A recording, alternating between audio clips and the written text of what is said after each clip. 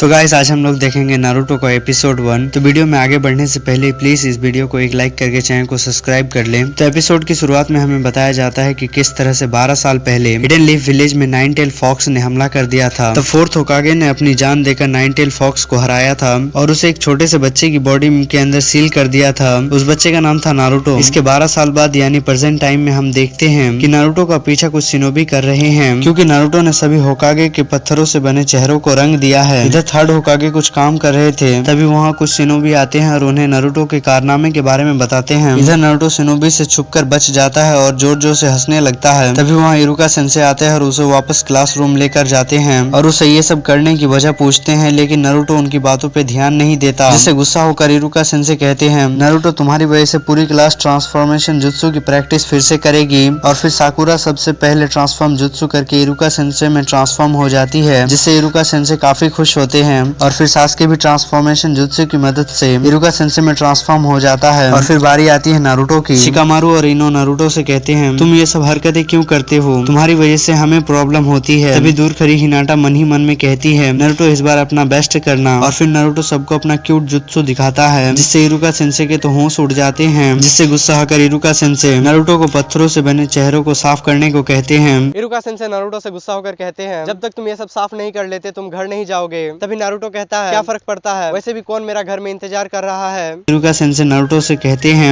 एक बार तुम जल्दी से ये सब साफ कर लो, फिर हम दोनों नूडल्स खाने चलेंगे। ऐसा सुनकर नारुतो बहुत खुश होता है और अपना काम खत्म करके दोनों नूडल्स खाने जाते हैं। इरुका सेंसे नारुतो से पूछते हैं आखिर तुमने होकागे के चेहरों पर रंग क्यों किया था, वो तो अच्छे आदमी हैं। तो नारुतो कहता है मैं जानता हूँ सेंसे, आखिर वो फोर्थ होकागे ही थे जिन्होंने नाइन टेल फॉक्स को हराया था। एक दिन मैं भी सबसे महान होकागे बनूंगा।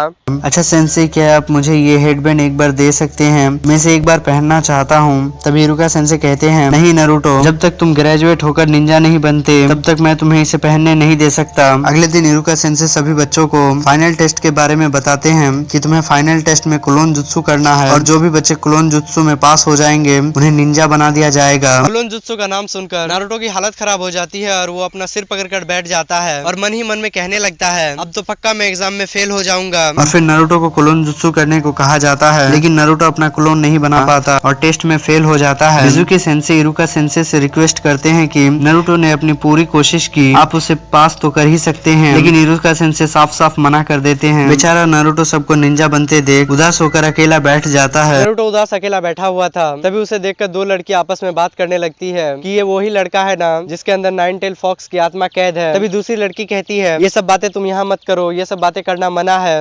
तभी मिजुकी सेंसे वहाँ आते हैं और नारुतो को वहाँ से लेकर चले जाते हैं। इधर थर्ड होकागे इरुका सेंसे से कहते हैं मैं जानता हूँ तुम नारुतो की परवाह करते हो और उसे एक ताकतवर निंजा बनाना चाहते हो। तुम्हारा बचपन भी नारुतो की तरह ही था, बिना परिवार के बिना प्यार के, इसलिए तुम नारुतो को प्रोटेक्ट करते हो। सेंसे नारुतो को समझाते हैं कि भले ही इरुका सेंसे सख्त है लेकिन वो तुम्हारे खिलाफ नहीं है। तभी नारुतो कहता है तो फिर क्यों, आखिर मेरे साथ ही वो ऐसा क्यों करते हैं। तभी मिजुकी कहते हैं क्योंकि वो तुम्हें एक ताकतवर निंजा बनाना चाहते हैं, अगर वो तुमसे नरमी से पेश आएंगे तो वो तुम्हें कभी एक ताकतवर निंजा नहीं बना पाएंगे। मिजुकी का बचपन भी तुम्हारे जैसा ही था, बिना परिवार के बिना प्यार के। तभी नारुतो कहता है लेकिन मैं इस बार सच में एक निंजा बनना चाहता था। तभी मिजुकी कहते हैं तो फिर मुझे तुम्हें वो राज बताना ही होगा। वैसे तो ये एक राज है, लेकिन अगर तुम सच में एक निंजा बनना चाहते हो तो जो मैं कहता हूँ वो तुम करो।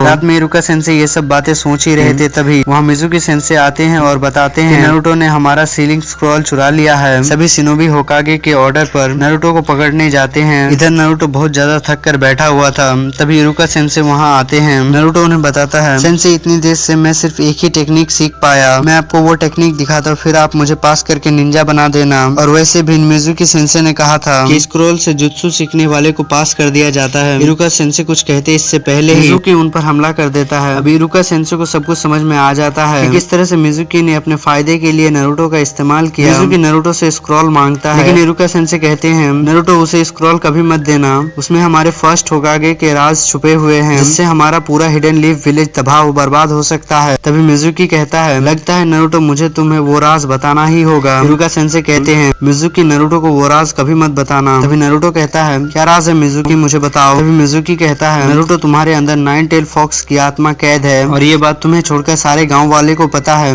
क्या तुम्हें कभी ऐसा नहीं लगा कि सारे गांव वाले तुम्हारे साथ अजीब बर्ताव करते हैं, सारे लोग तुमसे नफरत करते हैं, वो तो चाहते ही नहीं है कि तुम जिंदा रहो। तभी इरुका सेंसे को थर्ड होकागे की बातें याद आती है। थर्ड होकागे ने कहा था कि नारुतो बिल्कुल अकेला है और वो लोगों का ध्यान पाने के लिए गलत चीजें करता है, वो दिखाता नहीं है पर अपनापन पाने के लिए तरस रहा है। तुम्हारा बचपन भी ऐसा ही था, इसलिए तुम उसे समझ सकते हो, उस पर क्या बीत रही है। मैं चाहता हूँ कि तुम उसके दर्द को समझो और कभी उसे अकेलापन महसूस होने मत देना। तभी मिज़ुकी नारुतो पर हमला करता है, लेकिन इरुका सेंसे नारुतो के सामने आ जाते हैं और अपनी जान की परवाह किए बिना नारुतो को बचाते हैं। नारुतो कहता है, सेंसे आपने ऐसा क्यों किया? तभी इरुका सेंसे कहते हैं, हम दोनों एक जैसे ही हैं। मेरे माँ बाप के मरने के बाद मैं पूरी तरह से अकेला हो गया, कोई मेरा अपना नहीं था। मैं तुम्हारा अकेलापन समझ सकता हूँ नारुतो, मुझे माफ कर देना। नारुतो, मैं तुम्हारे साथ ज्यादा वक्त नहीं बिता सका। तभी मिज़ुकी कहता है, इरुका तुमसे झूठ बोल रहा है नारुतो।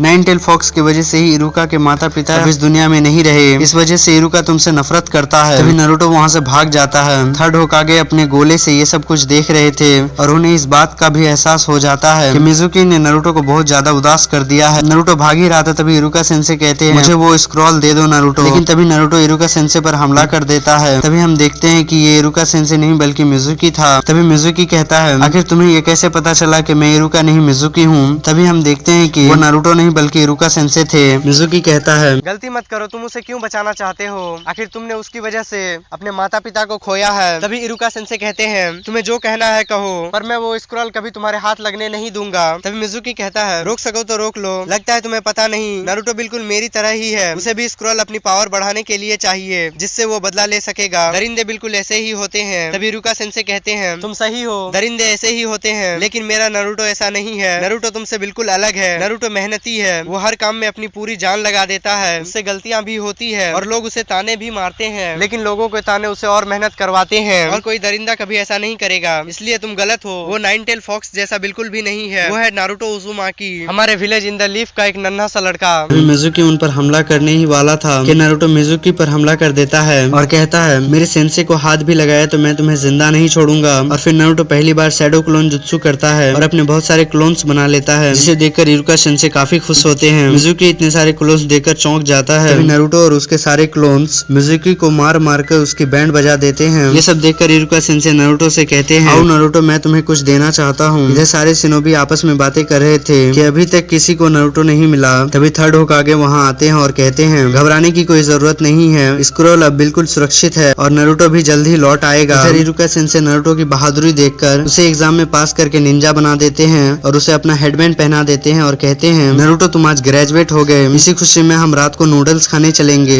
ये सब सुनकर नारुतो की आंखों में आंसू आ जाते हैं और नारुतो इरुका सेंसे के गले लगकर रोने लगता है। और इसके साथ नारुतो सीजन 1 का एपिसोड 1 यहीं पे खत्म हो जाता है। आई होप कि ये एपिसोड आपको अच्छा लगा होगा। इसी तरह के और भी वीडियोस देखने के लिए हमारे इस चैनल को सब्सक्राइब कर ले और बेल नोटिफिकेशन को ऑल पे सेट कर ले। मिलते हैं आपसे नेक्स्ट वीडियो में, तब तक के लिए बाय और अपना ख्याल रखना।